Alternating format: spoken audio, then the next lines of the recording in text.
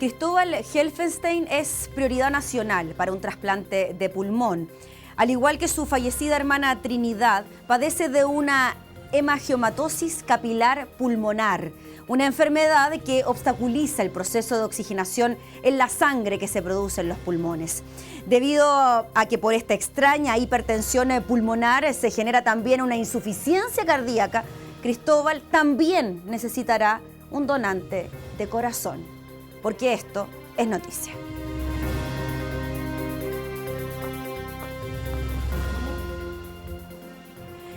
Bien, estamos con la doctora Carolina Herrera, broncopulmonar de la clínica Avansalud. Doctora, muchas gracias por acompañarnos. Buenas noches, Gabriela. Doctora, decíamos en la introducción de que Cristóbal parece una enfermedad que nos suma más de 50 casos en el mundo. Estamos hablando entonces de esta hemangiomatosis capilar pulmonar. ¿Qué es eso?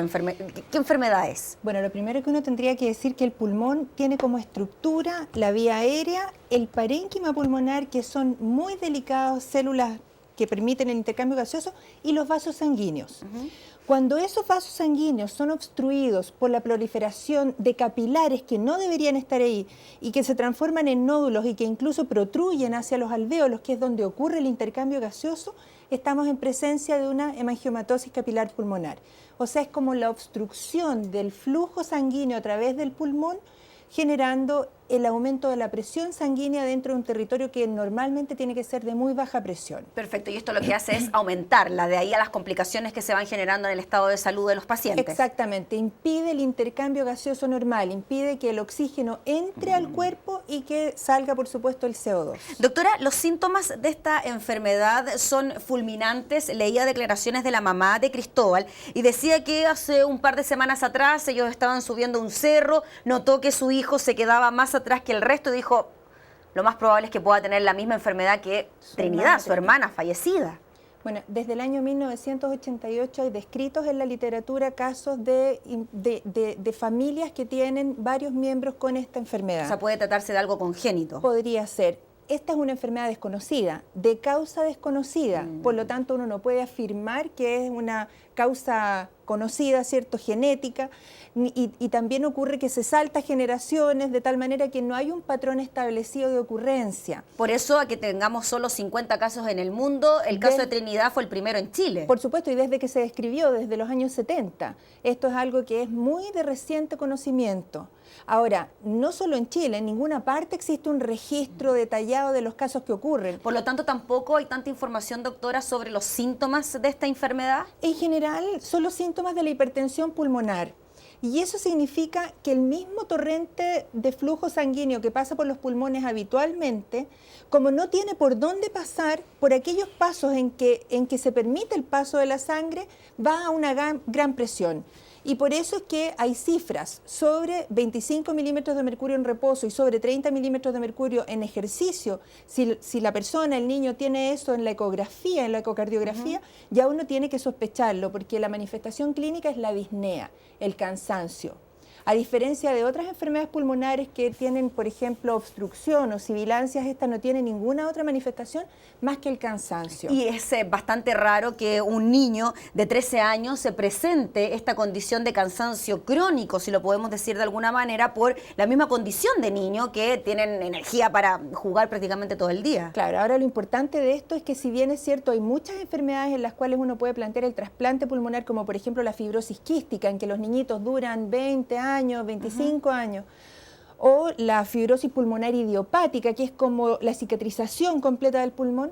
En este caso, la hipertensión pulmonar es mucho más fulminante en ese sentido. Es prácticamente el 80% de las personas que están muertas a los 3 años del diagnóstico. ¿Y esto independiente de que se pueda concretar o no un trasplante? No, el trasplante le aumenta la sobrevida a las personas al menos a 10 años por lo menos en las series grandes que se han estudiado. A pesar de que Cristóbal en este caso además necesite un trasplante de corazón. Es que eso está por verse, porque muchas veces el impacto sobre el corazón depende exclusivamente del aumento del flujo de sangre pulmonar. Si su condición empeora, ¿tendría que hablar de un trasplante de 2 órganos? Probablemente, pero eso lo va a determinar finalmente el cirujano cuando está en la operación. Ahora, normalmente para la hipertensión pulmonar se hace un trasplante bipulmonar. ya no se está haciendo cardiopulmonar, que era lo que se hacía anteriormente. Eso, como le digo, es un aspecto absolutamente técnico, pero lo importante aquí es entender que la persona no debe llegar a un estado de pulmón terminal o paciente terminal respiratorio en ventilación mecánica o en ECMO, que es la circulación extracorpórea, ¿cierto? Porque eso significa ya un deterioro muy avanzado y con peor pronóstico, que es probablemente la condición en que fue su hermana trasplantada. Lo decíamos hace un ratito, doctora, a Cristóbal en cosa de semanas se le diagnosticó esta enfermedad y los síntomas también fueron muy repentinos. ¿Es imposible darnos cuenta con antelación de que algo así está ocurriendo más que por el solo cansancio? En la literatura está descrito 6 días de espera diagnóstica y años de retraso diagnóstico. En general, esta es una enfermedad, la hemangiomatosis capilar pulmonar, tan extraña que solo se hace el diagnóstico por la biopsia o por la autopsia de las personas, a diferencia de otros tipos de hipertensión pulmonar que se hacen otros diagnósticos. Pero en este caso, habiendo un familiar directo relacionado, claramente es lo primero que uno tiene que sospecharlo. Son 3 hermanos en esta familia. Sí. Trinidad falleció por esta misma enfermedad, Cristóbal es prioridad nacional para un trasplante y un tercer hermano. ¿Nada puede comprobar de que este tercer hijo también pueda padecer la enfermedad? Probablemente hay que tenerlo con estudio muy cercano, ecocardiografía transesofágica, eventualmente un estudio hemodinámico. Ahí las familias y sus tratantes tienen que decidir con qué grado de agresividad pueden ir controlando a una persona. Doctora, nos queda muy poquito tiempo, pero las mamás que ven a sus hijos constantemente cansados, ¿deben consultar? Es que si es que están cansados, clínicamente cansados, el 10% de toda la población chilena tiene asma, entonces probablemente por prevalencia es mucho más frecuente que los niños tengan asma a que tengan estas enfermedades raras, que no es la única. Hay otras como la linfangioleiomyomatosis, hay muchas enfermedades raras del pulmón. Cada estructura del pulmón puede tener un desarrollo anormal. De hecho, esta no es una enfermedad neoplásica, pero se comporta como una enfermedad invasora. Así es que lo que corresponde es que los niños, cuando son niños, no tienen que cansarse, no tienen que quedar jadeando, ¿cierto? Así es que en estos casos lo que hay que hacer es un estudio funcional respiratorio, una espirometría, y si ya la disnea es mucha, hacer un ecocardiograma, que es un examen no invasor para mirar el corazón. Muy bien, pues doctora, le queremos agradecer por entregarnos todas estas recomendaciones, consejos y poder entender un poquito más esta enfermedad que tiene pasando un tal momento a esta familia. Y nadie tiene que fumar para evitar que estas cosas se desarrollen. Perfecto, ahí también con ese consejo. Muchas gracias, doctora, que esté muy bien. Hasta luego, Gabriela. Nosotros hacemos pausa comercial, quédese con nosotros, escríbanos, hashtag Esto es Noticias, volvemos enseguida con más.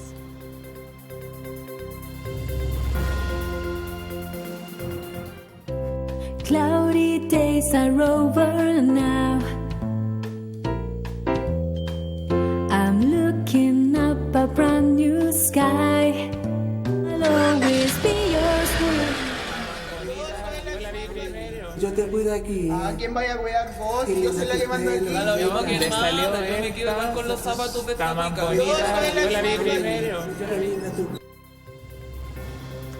Septiembre es un mes complejo en materia vial. La ingesta de alcohol es la causa de la mayoría de los accidentes de tránsito y la ley Emilia venía a cambiar esa sensación de impunidad que tienen los conductores. Claro que la libertad vigilada para el primer condenado por esta ley nos hace pensar en la efectividad de la misma normativa. Estamos con Carolina Figueroa, presidenta de la Fundación Emilia. Muchas gracias, Carolina, por estar junto a nosotros. No, gracias a ustedes por la invitación. Estábamos viendo recién la campaña que ustedes están lanzando precisamente en este mes de septiembre, que es un mes bastante complicado. Veíamos una situación súper común. Una mujer que se junta con su amiga a almorzar, se toma un pisco sour y después toma el auto pensando que una copa no va a hacer la diferencia, pero realmente sí la puede hacer. ¿Por qué ustedes deciden hacer esta campaña con este nivel de impacto? Bueno, básicamente porque la gente no recuerda, primero la gente se olvida, ve estos casos todos los días en los noticieros, pero el otro día parece que a ti no te va a pasar. Y esto pasa, le pasa a la gente todos los días. Entonces teníamos que de alguna forma remecer un poco la conciencia y remecer también la responsabilidad de todos. Aquí somos todos responsables, no es un sujeto, somos todos responsables y somos todos los que tenemos que hacer campaña como sociedad. O sea, la fiscalización no puede ser solamente por parte del Estado, por parte de nuestra fundación, o por parte de cualquier organismo. Tenemos que hacer todos campaña campañas para prevenir este tipo de delitos, porque esto es un delito. Carolina, ustedes a partir de un dolor tan inmenso como es la muerte de una hija, lanzan una fundación, campañas para evitar accidentes de tránsito. Finalmente se concreta una ley, que es la ley Emilia, que viene a aumentar las sanciones para quienes protagonicen accidentes en estado de ebriedad. Pero ahora tenemos una persona que fue imputada por la ley Emilia, estamos hablando de un hombre de 27 años, quien fue condenado a 5 años de presidio efectivo por conducir en estado de ebriedad, provocar la muerte de un estudiante, más otros 4 por darse a la fuga y no brindar ayuda a la víctima. Finalmente, por una serie de resoluciones judiciales, él queda con libertad vigilada. No, esta fue lo que estableció la Corte de Apelaciones de Valparaíso, eso se revocó. Perfecto. Lo revocó la Fiscalía de Viña del Mar y ahora quedó con 2 años de prisión efectiva, lo que es, entre comillas, bastante para el sistema penal actual chileno. El sistema penal actual chileno no da mucha prisión efectiva. En general son todo, bueno, la misma queja de la gente por las puertas giratorias es cierta. Dan muchas medidas cautelares, pero no prisión preventiva ni no prisión efectiva. Entonces hay que aclarar primero ese punto, que Gonzalo Rojas va a tener que pagar sí o sí 2 años de prisión efectiva en la cárcel. ¿Qué te parece, antes de seguir avanzando en ese tema, que en un primer momento sí se haya pensado en una libertad vigilada para él? Me preocupa porque en definitiva la ley le hicimos para que se acabara la impunidad, la gratuidad para matar, y son los tribunales los que tienen que explicarnos acá por qué no está sucediendo. ¿Qué te parece que la irreprochable conducta anterior siga siendo un antecedente válido para rebajar ciertas condenas o disminuirlas? Me preocupa, yo creo que estamos dentro de un sistema penal garantista que establece una serie de criterios de facilidades para los victimarios, no así para las víctimas. Y yo creo que eso es una alerta roja en el sistema penal que tiene que cambiar en este país, tiene que mejorarse, tiene que modernizarse y tiene que estar en función de las víctimas. Las víctimas tienen que establecer una defensoría de víctimas. En este país tenemos fiscales, pero los fiscales defienden los intereses del Estado, no de las víctimas. Y lo que queremos son defensores que vean por las necesidades de las víctimas y el derecho a justicia de las víctimas, que es un derecho básico humano. ¿Qué te pareció el caso que conocimos este fin de semana, el del relator deportivo Javier Muñoz, quien lamentablemente falleció producto de un accidente de tránsito? El conductor conducía con 1,09 gramos de alcohol en la sangre. Él está en prisión preventiva en este momento. Bueno, esto es la demostración del caso de que efectivamente la gente no está entendiendo el mensaje, la gente todavía sigue pensando que puede manejar y conducir. Además, él iba en exceso de velocidad, 180 kilómetros por hora, fue lo que marcó. Tiene 2 delitos que espero que se establezcan en los tribunales y que se pida una pena ejemplificadora. Aquí lo que hay que hacer es dar el ejemplo. Esta es una conducta que no puede seguir pasando. La gente tiene que entender que es un delito y está calificado como eso por la ley. Por lo tanto, tenemos que entonces actuar en función de eso. Si no es en función de la humanidad y del respeto de nosotros en las calles, por lo menos que le teman a la ley. Y eso es algo que tribunales tendrán que responder. Tú decías que por lo menos que le teman a la ley, pero ya teníamos quizás un antecedente de que la ley puede tener ciertas interpretaciones quizás que pueden hacer que las personas no tengan prisión efectiva. ¿Tú crees que eso se debe cambiar mediante una modificación legal o solo por la conciencia que deben tener las personas a la hora de conducir? O sea, lo ideal sería que se modificara legalmente, pero tendríamos que cambiar todo el Código Penal, específicamente un artículo que dice que las penas no son acumulativas, por lo tanto se cumple solo la pena más larga. Eso es para todos los tipos de delitos, no solamente para el de nosotros. Así que estamos apelando ahora a la conciencia. O sea, si la ley tiene esto, que en definitiva funciona, tiene 2 años de prisión efectiva, pero queda este vacío de que la gente sigue sintiendo que esto queda en impunidad, entonces estamos apelando a la conciencia de la gente y a la proactividad de la gente para prevenir este tipo de delitos. Proactividad que se traduce también en campañas como las que ustedes impulsan. Queremos ver otra parte de la campaña, es otra historia que tiene algunas similitudes con la vida real de muchos que lo pasan bien durante el fin de semana. Vea y ponga atención. I try to hide it, but I never loved anyone. I try to hide it when you will never let me down. ¿A dónde crees que vais vos? El pollo aceitú. Papá come primero, así como te comí a vos, te comí a vos. Llegó aquí a puro wea. ¿Cómo que ya? Carne para papá primero, porque ¿quién manda aquí? Que por último le tengan miedo a la cárcel, si no le tienen miedo a la ley, que por último tengan miedo a la cárcel, ¿no? Me imagino que es parte también de lo que se quiere entregar como mensaje. Sí, básicamente, vuelvo a recalcar, la ley Emilia establece un año de cárcel efectiva para el conductor que lo hace en estado de ebriedad y un año de cárcel efectiva para el conductor que se fuga. Si esto es poco, es mucho, sí, a lo mejor algunos están en contra o a favor, eso es algo que tenemos que dialogar entre todos, pero aquí se va a la cárcel. Y la idea de esta campaña el 18 de septiembre es justamente que no te encierre. O sea, ustedes tienen ahí un afiche que están, si lo podemos mostrar. aquí, ahí lo estamos mostrando entonces, alcohol y conducción no cambian. No combinan. No combinan, digo, para este 18. No te encierres. Claro, si la idea tampoco es quedarse en su casa, uno puede salir perfectamente, pero con responsabilidad. responsabilidad. Estamos llamando a que la gente sea responsable de sus conductas en la plaza pública, no hay mayor plaza pública que las calles, que sean proactivos, que nos ayuden a fiscalizar, que cambiemos la cultura vial. Si en definitiva es tan simple, si usted bebe, no conduce, si usted consume drogas, no conduce. No estamos aquí siendo talibanes de que no beba, no, beba todo lo que quiera, solo no quiero que conduzca después. Carolina, te agradecemos enormemente por estar junto a nosotros, por entregarnos también parte de la labor que ustedes hacen en la Fundación. Muchas gracias. Que estés muy bien. Gracias. Pausa y volvemos con esta noticia. Quédese.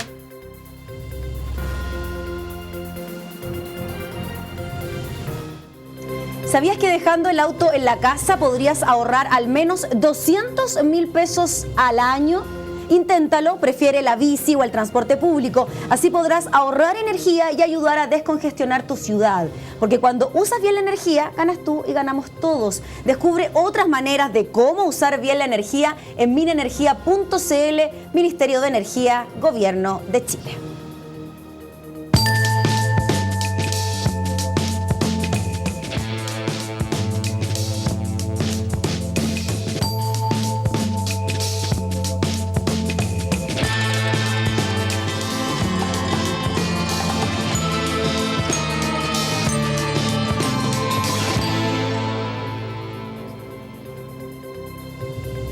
En medio del estallido de los casos Penta, SQM y Cabal, la presidenta Michelle Bachelet conformó la Comisión Asesora Presidencial contra los Conflictos de Interés, el Tráfico de Influencias y la Corrupción.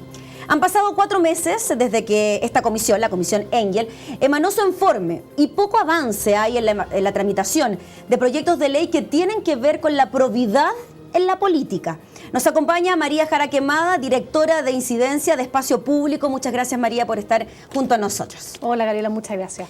¿Podemos hablar de un retraso, de un letargo por parte de la clase política para tramitar proyectos de ley que tienen que ver con la probidad, la transparencia de la política, el financiamiento de las campañas? Hay proyectos de ley que han ingresado y que efectivamente se están tramitando, pero quizás no con la urgencia que necesitamos. Por ejemplo, los que tienen relación con las campañas y los partidos políticos, si bien se están discutiendo y el gobierno le ha puesto ciertas urgencias, hay algunos retrasos que preocupan. Todo lo que tiene que ver con el CERVEL, por ejemplo. Nosotros tenemos elecciones el próximo año, por eso también la urgencia de estos proyectos por sobre quizás otros temas que también son importantes. Pero tenemos elecciones municipales el próximo año y si tenemos un CERVEL tal cual es hoy en día, que no tiene dientes, como hemos dicho, va a ser muy probable que se repitan casos de financiamiento irregular, lo cual yo creo que sería realmente fatal para nuestro sistema político. Ya algunos expertos electorales han hablado de que en las próximas elecciones podría haber cierta abstención bastante importante, más que las pasadas. De no contar con un CERVEL con dientes, como tú decías, a tiempo para las próximas elecciones, ¿podríamos hablar de un fracaso en las próximas municipales? Yo creo que sería bastante grave, porque ¿cómo le aseguramos nosotros a la ciudadanía de que efectivamente las próximas elecciones no suceden casos como los que conocemos hoy en día, donde no se respeta el límite al gasto electoral, donde hemos visto que además de que los candidatos ya saben quiénes le hacen las donaciones reservadas, también se hacen donaciones por fuera del sistema? Entonces, ¿cómo vamos nosotros a garantizarle a la ciudadanía, cómo vamos a creer todos los que votamos que esto no sigue sucediendo si es que efectivamente no contamos con un CERVEL fortalecido que ya hemos visto que es necesario y que tal cual está no nos da garantía? ¿Qué pasa con la ley de partidos políticos y la ley de financiamientos de campaña? ¿Hizo bien, hizo mal el gobierno en tramitarlas por veredas distintas, siendo que claramente una tiene que estar relacionada con la otra? Yo creo que estuvo mal, primero porque el proyecto de ley de financiamiento, que es bastante más avanzado, en teoría dice relación más que ver con las campañas, pero ese es el proyecto que también trae el financiamiento a los partidos. Si no hubiéramos tocado el tema de partidos ahí, quizás podríamos decir, ok, está bien, vamos primero con las campañas porque tenemos una campaña el próximo año y ahí también metemos el tema de CERVEL, que aún no entra. Pero al ahí mismo meter el gobierno el tema del financiamiento a los partidos, por supuesto que es raro que no tratemos todo como un mismo sistema, porque una cosa influye en la otra. Entonces podemos tener que un proyecto que va más avanzado, que le otorga financiamiento estatal permanente a los partidos políticos, se apruebe, no sé, un mes más, y resulta que el de partidos políticos, que va un poco más lento, se apruebe en un tiempo posterior y donde están todas las condiciones de funcionamiento democrático y transparente de los partidos. ¿Cómo se puede interpretar que la Comisión de Constitución haya rechazado eliminar el financiamiento de las empresas a las campañas políticas, siendo que ha sido uno de los temas más recurrentes durante este año? Bueno, hubo bastante unanimidad, de hecho fue unánime el que no se pudiera aportar por parte de las empresas a las campañas, pero no pasó lo mismo con los partidos. Y esto es porque muchos de los partidos tienen inversiones en inmobiliaria o tienen sociedades que para que quede claro, recursos. disculpa María, para que quede claro, se rechaza entonces que se le siga entregando apoyo de las empresas a las campañas de los políticos, pero las empresas sí van a poder seguir entregando dinero a los partidos. Eso fue en un primer momento, eso se aprobó así, y la justificación que dijeron los partidos era porque ellos efectivamente tienen inversiones en sociedades que administran su patrimonio, entonces necesitaban recibir financiamiento de empresas. Pero el problema es que lo dejó absolutamente abierto, entonces cualquier empresa podía donar efectivamente a los partidos con un límite. Pero cuando esto se relevó ante la opinión pública y fue bastante rechazado, porque el compromiso del gobierno había sido que se iba a prohibir cualquier aporte, ya sea a campañas o a partidos políticos, porque al final tienen el mismo problema, que es la captura de la política. Finalmente los parlamentarios retrocedieron y terminaron rechazando esto que ellos mismos habían aprobado. O sea, costó en un momento para que esto pudiese salir.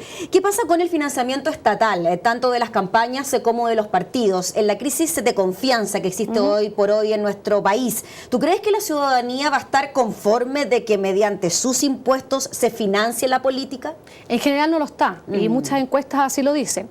Los proyectos lo que hacen es aumentar un poquito el financiamiento estatal a las campañas y prohíbe el financiamiento de las empresas. Por lo tanto, está bien porque vamos a tener mucho menos financiamiento privado probablemente por parte de las empresas, ya que ahora ya tampoco va a haber un beneficio tributario.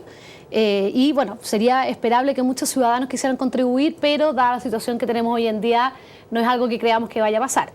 Pero también eso ayuda a que las campañas sean más baratas y quizás cambiemos un poco el foco de las campañas. En vez de tanta publicidad, paloma y tapizar las calles, quizás vamos a tender a campañas un poquito más ingeniosas, austeras por los demás. María, con contacto con la gente. Y en cuanto a los partidos políticos, lo que se planteó de parte de la Comisión Engel es que hubiese un nuevo padrón de los partidos, es decir, que hubiese una especie de reinscripción por parte de los militantes, algo que han rechazado prácticamente los partidos políticos. De ahí al aporte que va a entregar el Estado, número de participantes, cantidad de plata que se va a entregar. Eso todavía no funciona, los partidos no quieren hacerlo. No, la verdad, bueno, la Comisión Engel propuso que efectivamente hubiera un financiamiento estatal a los partidos permanentes, pero que esto tenía que ir condicionado a mejores partidos, unos partidos que sean transparentes, que tengan condiciones de democracia interna efectiva. Y hoy en día hay muchas prácticas que no van en esa línea. Entonces la idea era, ok, les damos financiamiento, pero con partidos mejores, que tiendan a un sistema mejor en nuestra democracia. Y uno de esos era la reinscripción de los militantes, porque hoy en día los padrones electorales están absolutamente manejados muchas veces por cúpulas o por los llamados caudillos, y eso es lo que te determina también ganar las elecciones internas. Y hemos visto que vota alrededor de un 20 o un 25% de los afiliados a los partidos, entonces están absolutamente inflados los padrones.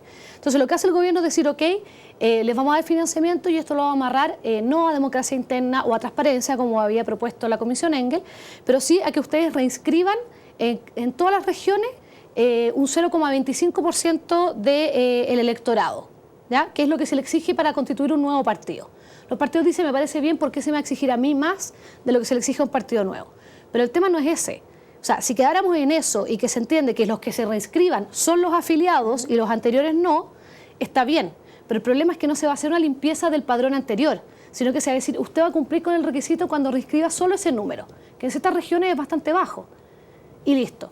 Pero el tema es, primero, no está supervisado por el CERVEL, entonces ¿cómo garantizamos que no van a venir de nuevo ciertas personas a acarrear gente que en verdad no quiere afiliarse al partido, que ellos van a manejar esos padrones, que va a ser información falsa, que van a decir que viven en una dirección donde no viven, por lo tanto solo ellos tienen contacto con esos afiliados que luego votan por ellos? Entonces, primero debería ser el padrón real, o sea, los que se reinscriben partir de cero, como un partido nuevo, por así decirlo.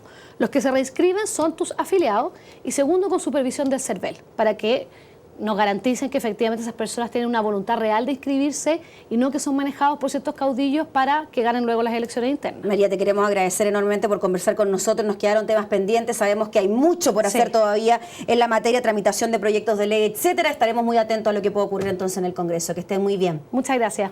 Nosotros hacemos pausa comercial, quédese con nosotros, enseguida volvemos con más de estas noticias. Quédese.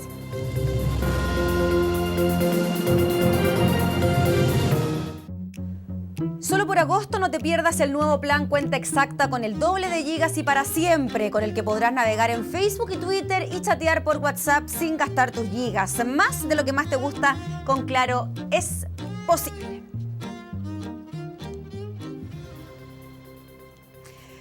Tras 63 años de existencia, el tradicional código de barras, como lo conocemos, se podría pasar a la historia.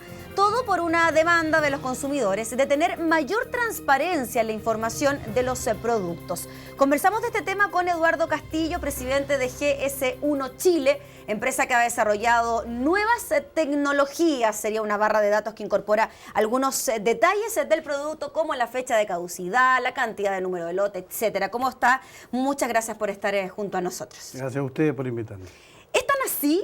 ¿Llegamos a un momento en que no vamos a tener código de barras en los productos? No es tan así. Hoy día, de hecho, se dan códigos de barra como nunca en el mundo. Hay una cantidad enorme.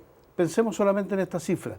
Cada día se leen 6 billones de códigos de barra en el mundo. ¿Es la forma más sencilla para identificar un producto por sobre otro, este código de barras? Sí, y para favorecer el intercambio de bienes y servicios entre las empresas, las personas, los consumidores finalmente, y es una convención mundial, esa es la gran garantía. Este estándar se lee en cualquier rincón del planeta e identifica un producto determinado. O sea, el gran problema que tiene este código de barras es que no es legible para los consumidores, para los usuarios que se encuentran solamente con líneas y números. Sí y no.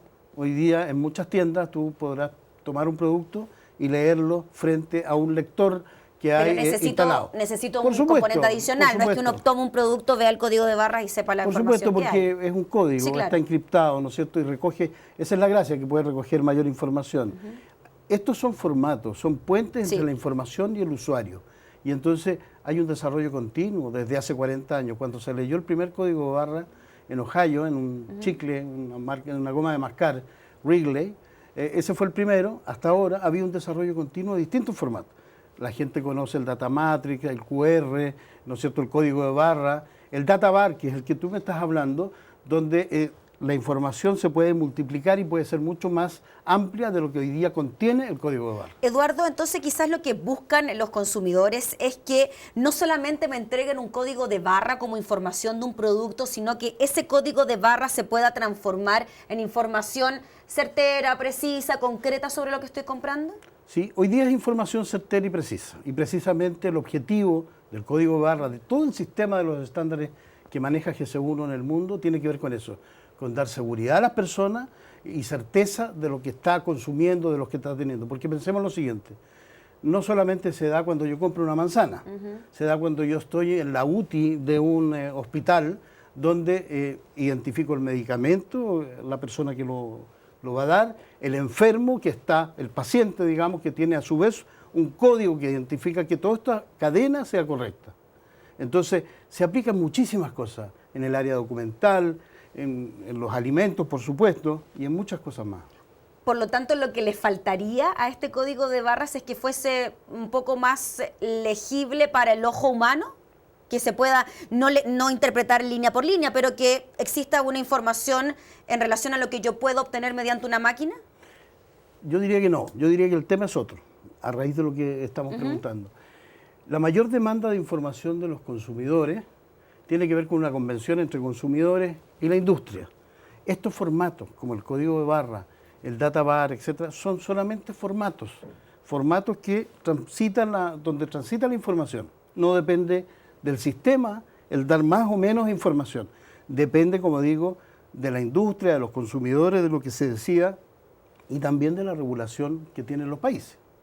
Por eso nosotros hemos trabajado y hemos desarrollado muchísimo el tema de la trazabilidad como una herramienta mucho más efectiva, donde, por ejemplo, una persona en París, digamos, está comiéndose una manzana chilena y puede, a través del sistema de trazabilidad, saber exactamente dónde se cosechó esa manzana, qué pesticidas se usaron y todo el tránsito hasta allá. Pero Eduardo, eso lo puede tener una persona que tenga un lector de código de barras. Una persona común y corriente no tiene un lector de código de barras. Sí, claro, pero hoy día en tu celular, por ejemplo, cualquier persona puede leer un QR u otro tipo de códigos. Y esto es una tecnología que está en pleno desarrollo. Por lo tanto, eso está al alcance de la mano hoy día de cualquier persona y va a estar cada vez más. En definitiva, entonces, Eduardo, no es que se vaya a terminar con el código de barras. Los productos van a seguir teniendo algún tipo de identificación, por decirlo de alguna manera. Es. Porque la gracia de esto tiene que ser con que es un estándar.